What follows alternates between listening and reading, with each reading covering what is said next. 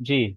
तो ये देखें तो असेस यानी टेस्ट जो है ना, हमें सिर्फ टेस्ट जो टूल है वो मेजरमेंट के लिए भी चाहिए, क्वांटिफाई करने के लिए भी, असेसमेंट के लिए भी चाहिए, एंड देन डिसीजन लेने के लिए भी जो है ना हमें ये चीज़ टेस्ट की ज़रूरत पड़ती है। तो test, measurement, then assessment, and then evaluation. Test is a basic tool for all. Okay, so importance क्या है यानी इस ओवरऑल प्रोसेस की या असेसमेंट की? तो ये है कि it informs decision making. Decision making के लिए हमें इन चीज़ों की ज़रूरत पड़ती है, टेस्ट की ज़रूरत पड़ती है, ठीक है। जिसमें हमें डेटा मिलती है, provides data for teachers, administration and policy makers etcetera. ठीक है, it improves learning, identifies students needs and guides effective instruction.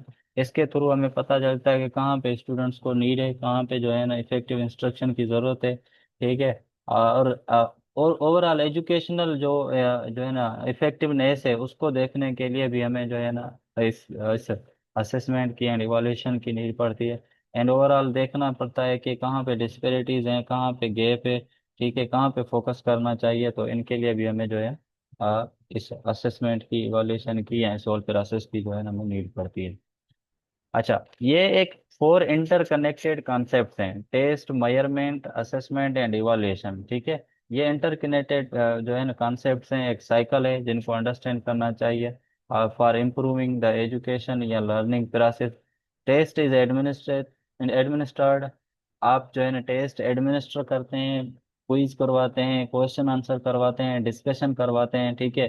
फिर उसके रिजल्ट्स को आप क्वांटिफाई करते हैं इन मेजरमेंट, ठीक है। एंड देन आप इंटरप्रेट करते हैं या डेटा गैदर करते हैं वाया असेसमेंट, और फिर उस असेसमेंट में टेस्ट एज अ टूल हो सकती है, ठीक है। एंड देन आप जजमेंट या डिसीजन जो लेते हैं वो थ्रू इवैल्यूएशन लेते हैं, which then influence future teaching and testing together. ये याद रखें, they are essential for effective education, effective teaching and learning. Overall teaching and learning के लिए, ओवरऑल जो है इफेक्टिव एजुकेशन के लिए इन सब का जो है ना साथ चलना लाजमी होता है। टेस्ट भी हो रही होती है, मेजरमेंट भी, आप क्वांटिफाई नंबर्स को भी कर रहे होते हैं, फिर डिफरेंट डेटा गैदर कर रहे होते हैं, इंटरप्रेट कर रहे होते हैं उसको असेसमेंट में, देन इवैल्यूएशन में आप डिसीजंस ले रहे होते हैं, आप अपनी टीचिंग के लिए, आप अपने करिकुलम के लिए, आप अपने टीचिंग मेथड्स के लिए, एटसेट्रा। अच्छा, की कैरेक्टरिस्टिक्स ऑफ क्लासरूम असेसमेंट कौन सी हैं? तो सर क्लास, जी जी। सर क्वांटिफाई थ्रू मेजरमेंट, इसको थोड़ा सा डिटेल में थोड़ा सा क्लियर तो कर दें सर। हाँ, यस। अच्छा, सपोज करें आप कभी क्विज लिए बच्चों से? जी सर। अच्छा, क्विज लेते हैं बच्चों से, और फिर सपोज करें आप जो है ना क्विज लेते हैं 100 मार्क्स की, ठीक है। और उसमें बच्चा जो है ना 100 मार्क्स की क्विज है, सपोज करें उसमें पांच पांच क्वेश्चन हैं, 10 क्वेश्चन हैं, या 50 क्वेश्चन हैं, depending on your quiz tool, ठीक है। और फिर आप पर आइटम पे, पर टूल पे आप इतने जो है ना मार्क्स रखते हैं, और ओवरऑल आप 100 मार्क्स रखते हैं। और उसमें से बच्चा जो है ना आप रिजल्ट देते हैं बच्चे को, एक को, कि इस बच्चे ने 85% जो है ना सही किया है वो एग्जाम, या उसने 95% मार्क्स लिए हैं। ये जो 95% उसने मार्क्स लिए हैं, या 85% उसने जो है ना अच्छा अटेम्प्ट किया है, या 80 मार्क्स लिए हैं बच्चे ने आउट ऑफ 100, ये जो 80 मार्क्स लेना है, 85% है, या 95% बच्चे ने सही किया है, दिस इज एक्चुअली क्वांटिफाइंग, कि आप उस रिजल्ट को जो है ना नंबर्स में बता रहे हैं, क्वांटी में बता रहे हैं कि कितना है, हाउ मच बेटर। तो इसको मेजरमेंट कहते हैं, ठीक है। जो आपने ओवरऑल क्विज दी ना, बच्चों को सवाल दिए, वो टेस्ट थी, ठीक है, लेकिन उस टेस्ट को आपने नंबर्स में कन्वर्ट किया बच्चों को ग्रेडिंग के लिए, तो वो जो है ना आपका जो है ना आपकी मेजरमेंट है। सो की करेक्टरिस्टिक्स ऑफ क्लासरूम असेसमेंट का देखें तो classroom assessment should be a systematic. Systematic का मतलब ये है कि प्लान्ड होनी चाहिए एंड सिक्वेंशियल होनी चाहिए। एक प्लान्ड ऑर्गेनाइज्ड असेसमेंट ली जाए और सीक्वेंस में ली जाए। ऐसा नहीं कि बच्चे पढ़ जो रहे हैं या जो हमें असेस करना चाहिए वो फर्स्ट चैप्टर करना चाहिए, एंड देन आप बच्चों को सेकंड भी थोड़ा पढ़ा लिया है तो आप बच्चों को उसमें भी जो है इन्वॉल्व कर देते हैं। So assessment should be systematic, planned and sequential, sequence wise और सीरीज में कराई जाए। इसमें मल्टीपल सोर्सेज यूज किए जाएं, ठीक है, डिफरेंट एग्जाम्स लिए जाएं, ठीक है, उसमें क्विजेज कराई जाएं या प्रोजेक्ट्स कराए जाएं असेसमेंट के लिए, या ऑब्जर्वेशन भी टीचर करता है क्लास में, एंड देन कुछ क्वेश्चंस भी पुट करता है क्लास में। तो इसमें डिफरेंट सोर्सेज होने चाहिए जब आप असेसमेंट कर रहे हैं। ठीक है, असेसमेंट का मतलब ये है कि सब एक किसी एक टूल के थ्रू आप ऐसे नहीं असेस कर लें कि यहाँ पे ये चीज़ें इंप्रूवमेंट नीडेड है। कोशिश करें डिफरेंट सोर्सेज के थ्रू डेटा गैदर करें। तो ये टीचर डायरेक्टेड भी होनी चाहिए एंड लर्नर डायरेक्टेड भी होनी चाहिए, बोथ होनी चाहिए। टीचर सेंटर्ड असेसमेंट भी होनी चाहिए, लर्नर सेंटर्ड भी होनी चाहिए, यानी समेटिव भी होनी चाहिए, फॉर्मेटिव भी होनी चाहिए साथ साथ। तो it should be ongoing and mutually beneficial for student and teacher. Assessment ऐसा नहीं सिर्फ टीचर के फायदे के लिए कि टीचर ने ग्रेडिंग करनी है। So it should be for the betterment of student also. It should benefit students learning, and then it should be a context specific. ये याद रखें कि जिस context से हैं आप कोशिश करें उस हिसाब से vocabulary, उस हिसाब से language भी यूज करें, क्योंकि वो भी बच्चे की जो है ना ओवरऑल लर्निंग एबिलिटीज को इम्पेक्ट कर रहा होता है। सपोज करें आप रूरल एरिया से बिलोंग करते हैं जहाँ पे बच्चों को इतनी अच्छी इंग्लिश नहीं आती, और फिर आप क्वेश्चंस में इतने टिपिकल वर्ड यूज कर देते हैं जो बच्चों को खुद समझ नहीं आते, तो फिर वो असेसमेंट उनकी क्या होगी या वो टेस्ट क्या देंगे। सो क्लासरूम असेसमेंट साइकिल है ओवरऑल, उसकी एक साइकिल है जिसमें सबसे पहले आप डिजाइन करते हैं, ठीक है, डिजाइन आप ऑब्जेक्टिव्स करते हैं एंड असेसमेंट करते हैं, ठीक है, एंड देन उसमें डेवलप करते हैं क्या टीचिंग स्ट्रेटजीज, ठीक है, देन इम्प्लीमेंट करते हैं टीचिंग एंड लर्निंग प्रोसेस में, कि टीचिंग एंड लर्निंग प्रोसेस में उसको किस तरीके से इम्प्लीमेंट करेंगे।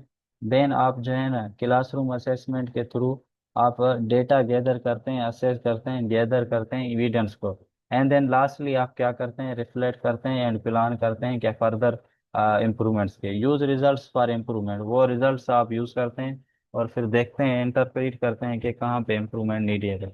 So this creates a closed loop system for constant enhancement, further improvement के लिए, एनहेंसमेंट के लिए। ये एक लूप सिस्टम है, ठीक है, एक साइकिल है जिसको फॉलो किया जाता है। कि सबसे पहले डिजाइन किया जाता है ऑब्जेक्टिव स्टूडेंट्स के लर्निंग को, फिर टीचिंग स्ट्रेटजीज डेवलप की जाती हैं। देखिए क्लासरूम असेसमेंट ऐसे नहीं है कि डायरेक्ट आया और असेस कर ली। उस क्लासरूम असेसमेंट के लिए आप पहले जो है ना ऑब्जेक्टिव्स बनाते हैं टीचिंग के लिए ना। तो आप पहले ऑब्जेक्टिव सेट करते हैं, फिर टीचिंग स्ट्रेटजीज उस ऑब्जेक्टिव के लिए सेट करते हैं। देन फिर टीचिंग में टीचिंग एंड लर्निंग करते हैं उस प्रोसेस को। देन उसके बाद आप जो है ना एविडेंस गैदर करते हैं, ठीक है, कि उस जो आपने पढ़ाया, जो ऑब्जेक्टिव्स कवर कराए, उसके लिए आप इंफॉर्मेशन गैदर करते हैं कि बच्चों ने कवर कर लिया है या नहीं किया। तो फाइनली फिर उस जो एविडेंस मिले उसके बुनियाद पे आप जो है ना रिफ्लेक्ट करते हैं एंड प्लान करते हैं एंड इम्प्रूवमेंट के लिए सोचते हैं। इसको देखें, ये इस टाइप ऑफ साइकिल है कि सबसे पहले आप डिजाइन करते हैं, ठीक है, ब्लू प्रिंट्स को आप कह सकते हैं। कि आप सपोज करें ऑब्जेक्टिव्स बना रहे हैं, कि सपोज करें एक ऑब्जेक्टिव है जो वो रिमेम्बरिंग लेवल का है। तो रिमेम्बरिंग लेवल पे आपके 20 मार्क्स होने चाहिए, सपोज करें, या ये 20% का होना चाहिए या 30% का, डिपेंडिंग ऑन द असेसमेंट या क्विज या ऑब्जेक्टिव। देन फिर जो है ना इसमें रिमेम्बरिंग के आ गए, अंडरस्टैंडिंग के कुछ बनाते हैं आप। देन आप कुछ एनालाइजिंग लेवल के बनाते हैं, अप्लाइंग के बनाते हैं, एटसेट्रा। तो आप डिफरेंट टाइप ऑफ जो है ना आइटम्स सेट करते हैं, क्वेश्चन सेट करते हैं, ऑब्जेक्टिव सेट करते हैं। फिर जिनको आप कवर करते हैं, ठीक है, फिर डेवलप करते हैं कुछ टीचिंग स्ट्रेटजीज। और उन टीचिंग स्ट्रेटजीज में आपके कुछ ना कुछ राइटिंग आइटम्स आ जाते हैं, ठीक है, छोटे छोटे आइटम्स आ जाते हैं, स्टेटमेंट्स आ जाती हैं जो यहाँ से ही आएंगी। देखें, क्रिएट अ ब्लूप्रिंट का मतलब है कोई ऐसी टेबल बनाएं, कोई ऐसा वे बनाएं जो आसान हो, ठीक है।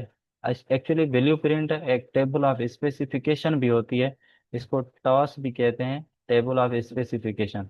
ये टेस्ट डेवलपमेंट एंड इवोल्यूशन वाले पोर्शन में जो है ना कवर करेंगे इसको। टेस्ट डेवलपमेंट कैसे करें, या एमसीक्यूज कैसे बनाएं, या आइटम्स कैसे बनाएं। सो ओवरऑल पहले देखें टेस्ट को डिजाइन किया जाता है। डिजाइन के लिए आपके पास एक प्लान होनी चाहिए कि आपने ये ऑब्जेक्टिव्स कवर किए हैं ना टीचिंग में, या ये ऑब्जेक्टिव्स आप कराएंगे। तो वो ऑब्जेक्टिव्स आप सेट करते हैं पहले, ठीक है, फिर उन ऑब्जेक्टिव्स के लिए आप कुछ आइटम्स बनाते हैं या वो टेस्ट बनाते हैं, ठीक है। आइटम्स का मतलब यहाँ है टेस्ट, जो आप टेस्ट लेंगे, जो क्वेश्चन लेंगे, ठीक है, इसको आप क्वेश्चंस भी कह सकते हैं। स्टेटमेंट्स भी कह सकते हैं। तो ये डेवलप आइटम्स का मतलब है क्वेश्चंस हैं, वो क्वेश्चंस बनाने हैं। ठीक है, जो आप टीचिंग एंड लर्निंग प्रोसेस में जाकर क्या करेंगे, एडमिनिस्टर करेंगे असेसमेंट को। फिर ये जो आपने क्वेश्चंस बनाए ना, फिर यहाँ पे आके आप इम्प्लीमेंट करते हैं। अच्छा, यहाँ पे इम्प्लीमेंट हो गए, तो फिर यहाँ पे आइटम्स की एनालिसिस होती है, इवालुएट करते हैं। अब जब इवालुएट हो गए तो उसके बुनियाद पे फिर आप जो है ना डिसीजन लेते हैं। ठीक है, और असेस डिसीजन लेते हैं। देन फिर साइकिल शुरू होती है यहाँ पे। फिर आप असेस करते हैं, आइडेंटिफाई करते हैं नीड्स कहाँ पे नीड है, कहाँ पे बच्चों को ज़रूरत है। ठीक है, और उस नीड के बुनियाद पे फिर आप जो है ना ऑब्जेक्टिव सेट करते हैं। फिर आप उसके लिए आप कुछ क्वेश्चंस बनाते हैं, देन फिर उसको इम्प्लीमेंट करते हैं। एंड दिस जो है ना, ये साइकिल चलती रहती है। सो दिस इज जनरली कि सिंपली पहले आप असेसमेंट अगर कर रहे हैं तो उसके लिए आप आइडेंटिफाई करते हैं नीड्स को। फिर उसके लिए आप ब्लूप्रिंट या कोई ऑब्जेक्टिव सेट करते हैं। देन उनके लिए आप क्वेश्चंस या आइटम्स बनाते हैं। फिर देन उसको जो है ना जाके एडमिनिस्टर करते हैं, असेसमेंट लेते हैं या टेस्ट लेते हैं। फिर उस उनके रिजल्ट्स के बुनियाद पे आप इवालुएट करते हैं या आइटम एनालिसिस करते हैं, देन डिसीजन लेते हैं। और फिर वो डिसीजन आगे जाके हमें उसके थ्रू पता चलता है कि कहाँ पे नीड्स हैं, आइडेंटिफाई करते हैं कि कहाँ पे इम्प्रूवमेंट की नीड है। ठीक है, तो दिस इज जनरल। अच्छा, टू की टाइप्स ऑफ असेसमेंट ये हमने ऑलरेडी डिस्कस कर ली हैं पर्पस में, असेसमेंट के पर्पस में। कि फॉर्मेटिव असेसमेंट जो है वो ड्यूरिंग लर्निंग प्रोसेस होती है। इसका मकसद ये होता है कि मॉडिफाई करें टीचिंग एंड लर्निंग एक्टिविटीज़ को इमीडिएटली। कि आइदर आपकी टीचिंग एंड लर्निंग जो है ना, टीचिंग आपकी सही जा रही है या नहीं, या आपको उसके तरह से आप जो है मॉडिफाई कर सकें। आप फॉर्मेटिव असेसमेंट में बच्चों से थिंक पेयर शेयर कराते हैं, एग्जिट टिकेट्स कुछ इस तरीके की एक्टिविटीज कराते हैं, या आप बच्चों को कहते हैं कुछ लिख के दें, इस ये जो टॉपिक पढ़ा है कि आप लोगों को कितना आ रहा है। देन आप टीचर जो है ना खुद ऑब्जर्वेशन भी कर रहा होता है। तो ये फॉर्मेटिव असेसमेंट है। लेकिन समेटिव जो है ना, at the end of assessment जो है ना सेशन होती है या लर्निंग पीरियड होती है, ये ओवरऑल समराइज करती है या इवेल्युएट करती है स्टूडेंट्स की डेवलपमेंट को या प्रोग्राम को ओवरऑल। इसमें फाइनल एग्जाम्स आ जाते हैं, एंड ऑफ यूनिट प्रोजेक्ट्स वगैरह बच्चों को दिए जाते हैं, या कोई स्टैंडर्डाइज्ड टेस्ट ले लेते हैं, या बच्चों से फाइनल प्रेजेंटेशन लेते हैं। तो this is a summative assessment. ठीक है, कुछ अदर इम्पोर्टेंट जो है इम्पोर्टेंट असेसमेंट टाइप्स भी हैं। लाइक एक पेरासिस असेसमेंट है, दूसरी प्रोडक्ट असेसमेंट है। ठीक है, अब पेरासिस असेसमेंट का मकसद होता है लर्निंग एक्टिविटीज जो हो रही हैं ड्यूरिंग पेरासिस, उनको जो है ना फोकस करना, उनको असेस करना। कि आइदर जो एक्टिविटीज हो रही हैं, जो पेरासिस चल रहा है वो सही है या नहीं है, उस पेरासिस को असेस करना। देन प्रोडक्ट असेसमेंट जो है ना, assessing the final outcome, overall outcome को जो है ना असेस करने के लिए जो है ना प्रोडक्ट असेसमेंट का वर्ड यूज किया जाता है। ठीक है, for instance your final grades जो है ना, बच्चों के फाइनल ग्रेड्स वगैरह हो तो उनको जो है ना असेस करने के लिए भी इसको प्रोडक्ट असेसमेंट भी कहा जाता है। इसको समेटिव असेसमेंट भी आप ले सकते हैं, नो इशू। लेकिन कभी कभी इस तरीके से भी जो है ना होता है डिस्कस। देन इंटरनल असेसमेंट है, एक्सटर्नल असेसमेंट है। इंटरनल जो है ना इनसाइड द इंस्टीट्यूशन होती है, सपोज करें टीचर या स्कूल की जो है ना असेसमेंट हो इंटरनली। एक्सटर्नल जो है ना आउटसाइड द जो है ना बोर्ड हो, बोर्ड वगैरह आके एग्जाम लेता है तो इसको एक्सटर्नल असेसमेंट कहते हैं हम। क्योंकि इंटरनल आप स्कूल में खुद करते हैं, टीचर खुद लेता है। एंड देन डायग्नोस्टिक असेसमेंट का मतलब है identify learners weakness before instruction. आप क्लास में जाते हैं, कोई छोटी सी क्विज दे देते हैं और देखते हैं कि बच्चा इस जो है ना टीचिंग में, इस टॉपिक में या इस कंसेप्ट में कितना अच्छा है, उसको चीज़ें आ रही हैं या नहीं आ रही। तो एक्चुअली आप डायग्नोस कर रहे होते हैं।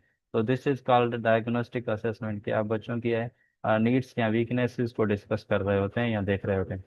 देन अथेंटिक असेसमेंट होती है, देन परफॉर्मेंस असेसमेंट होती है, versus traditional and authentic assessment भी डिस्कस होती है। सो अथेंटिक असेसमेंट क्या होती है? Authentic assessment actually real world task पे फोकस करती है। ठीक है, आल्सो कॉल्ड अल्टरनेटिव या डायरेक्ट असेसमेंट भी इसको कहा जाता है। अच्छा, इसमें जो है ना मोस्टली जो है बच्चों को प्रोजेक्ट वगैरह दिए जाते हैं कि ये प्रोजेक्ट करके दिखाएं, ये बना कर दिखाएं, वगैरह वगैरह। तो इसको अथेंटिक असेसमेंट कहा जाता है। देन परफॉर्मेंस असेसमेंट में स्टूडेंट जो है स्पेसिफिक स्किल्स पे फोकस किया जाता है एंड कॉम्पिटेंसीज को। एंड बच्चों को लैब एक्सपेरिमेंट वगैरह दिया जाता है, या कुछ प्रॉब्लम्स दिए जाते हैं सॉल्व करने के लिए, या कोई क्वेश्चंस दिए जाते हैं ताकि वो राइट अप करें, ताकि बच्चों की परफॉर्मेंस देखें कि उसी लर्निंग एरा में बच्चों ने कितनी परफॉर्मेंस की है, कितनी बच्चों को आ रही है। सो ट्रेडिशनल वर्सेस ऑथेंटिक असेसमेंट का मकसद ये है, ट्रेडिशनल जो है जो है ना वो most of the time real world task पे फोकस नहीं करती थी, लेकिन ऑथेंटिक जो है ना रियल वर्ल्ड टास्क पे फोकस कर रही है। ठीक है, इसमें जो डिफरेंस वो ये है कि इसमें जो है ना एमसीक्यूज दिए जाते थे ट्रेडिशनल में। ठीक है, लेकिन अब ऑथेंटिक को देखें तो उसमें जो है ना परफॉर्मिंग टास्क वगैरह या प्रेजेंटेशन बच्चों को दी जाती है। एंड देन जो है ना एग्जाम एग्जाम हॉल में ली जाती थी ये ट्रेडिशनल असेसमेंट। और अथेंटिक असेसमेंट का फोकस जो है ना रियल लाइफ कॉन्टेक्स्ट होता है। ठीक है, और ये जो ट्रेडिशनल है ये मोस्टली फोकस करती है रिकॉल पे। ठीक है, जो बेसिक नॉलेज है उस पे। लेकिन ये कंस्ट्रक्शन ऑफ नॉलेज पे फोकस करती है अथेंटिक असेसमेंट, क्योंकि रियल वर्ल्ड में जाकर बच्चे खुद परफॉर्म कर रहे हैं, खुद प्रेजेंट कर रहे हैं। तो ये कंस्ट्रक्शन ऑफ नॉलेज भी हो रही है। ये इनडायरेक्ट एविडेंस है। ठीक है, डायरेक्ट हमें एविडेंस नहीं मिलती, लेकिन इसके थ्रू हमें डायरेक्ट पता चल रहा होता है बच्चे की नॉलेज का, बच्चे की लर्निंग का, कि बच्चा कितना जो है सीख रहा है, कितना परफॉर्म कर पा रहा है। एंड देन दो और टाइप ऑफ असेसमेंट्स भी डिस्कस होते हैं, नॉर्म रेफरेंस्ड असेसमेंट या test, and criterion reference assessment. ठीक है, इसको क्राइटेरियन रेफरेंस टेस्ट भी आप कह सकते हैं, नॉर्म रेफरेंस टेस्ट भी कह सकते हैं, क्योंकि टेस्ट भी असेसमेंट ही होती है, टाइप ऑफ असेसमेंट होती है। लेकिन असेसमेंट कभी जो है ना टेस्ट नहीं होगी, क्योंकि टेस्ट टूल है, उस टूल के थ्रू आप असेस करते हैं, मेजर करते हैं। सो नाम का मतलब है कंपेयर करना, ग्रुप के साथ देखना, इस नाम लफ्ज को देखें। ठीक है, so comparing students to each other. अच्छा, 10 बच्चों ने बच्चों से आपने टेस्ट ली और फिर 10 बच्चों के ग्रेड को ही आप जो है ना कंपेयर कर रहे हैं कि भाई जो जिसने सपोज करें आपने ओवरऑल ग्रेड को छोड़ दिया कि कितना है, एक बच्चे ने 30 मार्क्स लिए हैं, दूसरे ने 27 दिए हैं। कि आप कहते हैं कि भाई 3 मार्क्स सपोज कर रहे हैं या जो है ना बच्चे ए ने इतने जो है ना लिए हैं, बच्चे बी ने इतने लिए हैं मार्क्स, यानी बच्चे ए और बी को ही आप कंपेयर कर रहे हैं। तो जब आप ग्रुप को या बच्चों को एक दूसरे के साथ कंपेयर करके रिजल्ट दें, तो इसको जो है ना नाम रेफरेंस असेसमेंट कहते हैं। सपोज करें the top 10% get an A and then next 20% get B.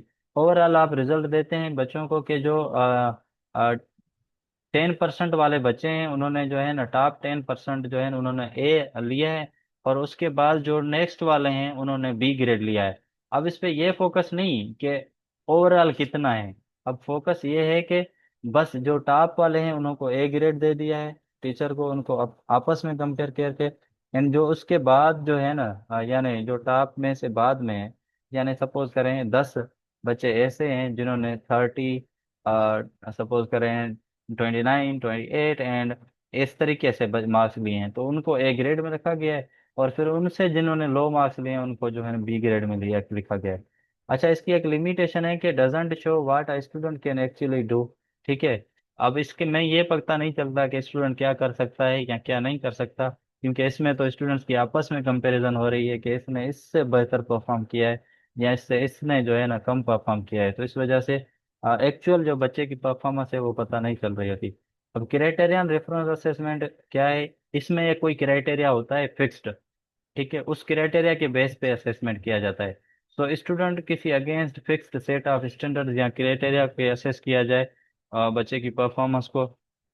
ठीक है, not scores relative to other, बल्कि उसी के दूसरे के साथ कंपेयर करके नहीं, किसी सेट ऑफ क्राइटेरिया के साथ जो है न किया जाए, असेस किया जाए, तो उसको हम क्राइटेरियन रेफरेंस असेसमेंट कहते हैं।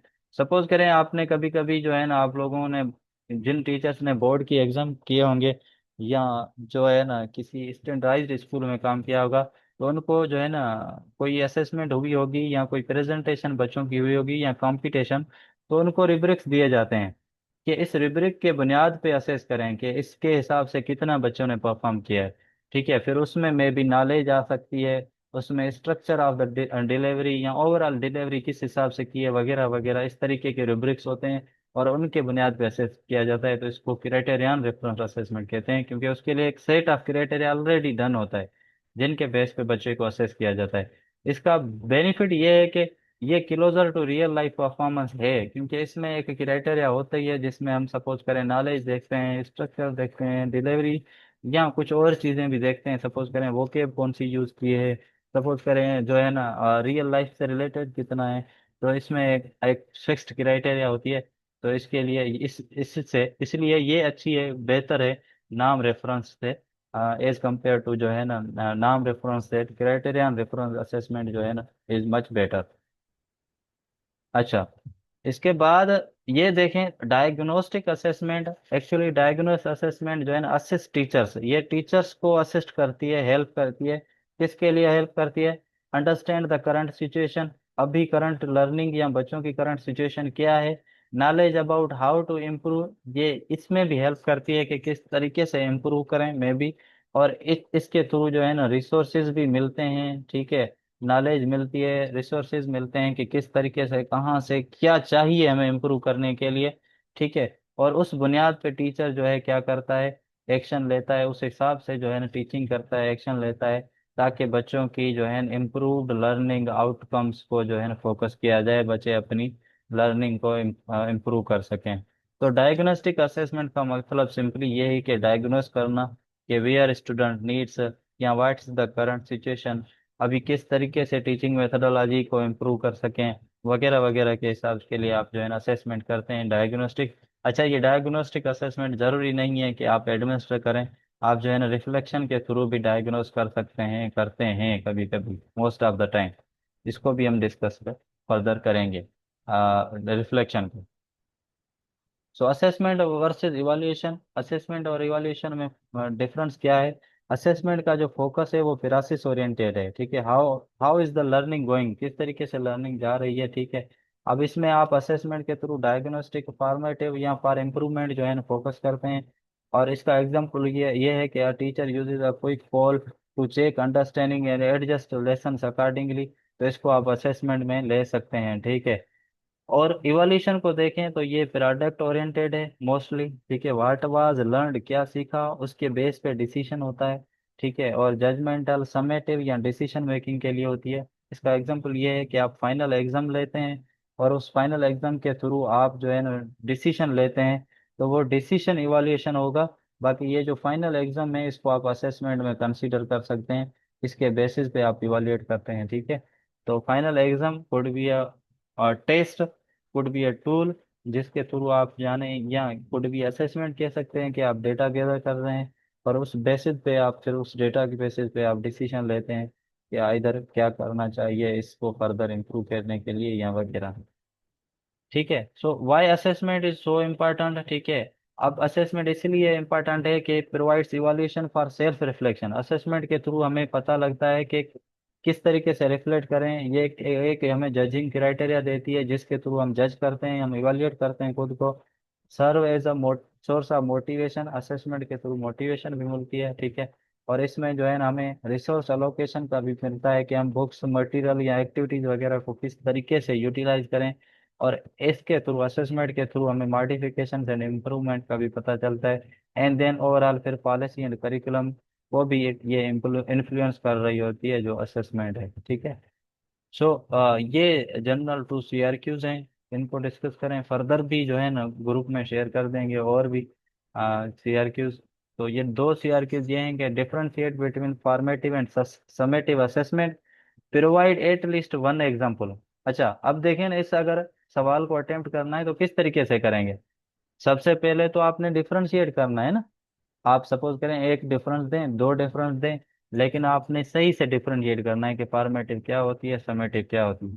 आपने डिफरेंशिएट कर लिया, तो उसके साथ साथ आपने एक एग्जांपल इसका देना है फॉर्मेटिव असेसमेंट का कि ये फॉर्मेटिव असेसमेंट है। एंड देन एक एग्जांपल समेटिव असेसमेंट का देना है कि this is the summative assessment. और दूसरा क्वेश्चन है कि डिस्कस एनी टू चैलेंजेस। अच्छा, ये देखें सवाल खुद कह रहा है कि टू चैलेंजेस डिस्कस करें। टीचर अगर कोई असेसमेंट करवा रहा है तो उसको कौन सी चैलेंजेस फेस हो सकती हैं, उनमें से कोई भी दो चैलेंजेस जो है ना डिस्कस करें। अब दो चैलेंजेस सपोज करें, कोई भी आप कहते हैं कि टाइम का इशू होता है, तो उसको डिस्कस करेंगे आप कि टाइम का इशू किस तरीके से होता है। आप जनरली लिखेंगे टाइम एंड सपोज करें रिसोर्सेज, तो ये दो चैलेंजेस तो हो गई, लेकिन यहाँ पे आपको जो वो मार्क्स हैं वो नहीं मिलेंगी, क्योंकि यहाँ पे वर्ड कह रहा है डिस्कस करें। तो आपने बताएंगे कि टाइम का इशू किस तरीके से होता है, क्यों होता है। एंड देन अगर सपोज करें रिसोर्सेज का इशू है तो वो क्यों होता है, कैसे होता है, उसको किस तरीके से हम कवर कर सकते हैं, टीचर किस तरीके से जो है ना रिसोर्सेज को यूटिलाइज कर सकता है असेसमेंट के लिए। तो तभी जो है ना बेहतर आंसर जो है ना होगा, या बेहतर जो है ना आपको जो है ना आपको असेस किया जाएगा या आपको जो है ना ग्रेड दिया जाएगा थ्रू क्वांटिफाइंग द नंबर्स, या डिसीजन लिया जाएगा आप कि पास होंगे या फेल होंगे। ठीक है। तो this was overall about today's session. Thank you so much. अगर कोई क्यूरी है तो आप पूछ सकते हैं, अभी टाइम है हमारे सेशन में। अस्सलाम वालेकुम सर। वालेकुम सलाम जी। सर ये जो सेकंड वन क्वेश्चन है, discuss any two challenges. In case जी। अगर ये भी एग्जाम में आ जाए हमारे पास टीचिंग लाइसेंस में, तो हम्म। हमने यहाँ पर जस्ट चैलेंजेस को जो है ना राइट डाउन करना है, या उसके अलावा हमने जो है उसका फिर उनको कंक्लूड भी करके देना है कि लाइक अगर ऐसे चैलेंजेस है तो हम उनको कैसे जो है ना वो डील करेंगे क्या या उनसे अगर कैसे कॉप अप करेंगे। देखें, ये ऑलरेडी कह रहा है डिस्कस। जब भी इस तरीके का वर्ड आ जाए ना डिस्कस, तो डिस्कस में आप चैलेंज को डिस्कस करेंगे कि क्यों होती है, किस रीजन की वजह से होती है, और फिर आप अगर होते तो उसको किस तरीके से खत्म करते, ये पॉइंट आती है। तो बेहतर है कि आप उसमें अपना व्यू दें कि अगर I I may be there a teacher, तो I will be responding to this challenge by this way. ठीक है, वो आप वे लिखेंगे कि मैं इस जो है चैलेंज को इस तरीके से खत्म करूंगी। तो ये एक प्लस पॉइंट हो गया आपके लिए।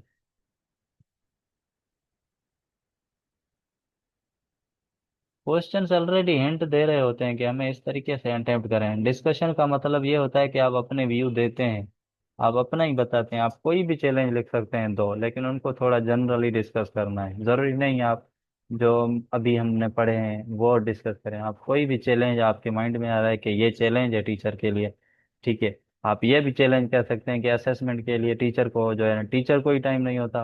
असेसमेंट बनाने के लिए टीचर को मसला होता है, किस तरीके से असेसमेंट जो है बनाए, कौन से टूल्स बनाए, क्विज ले या क्वेश्चंस ले।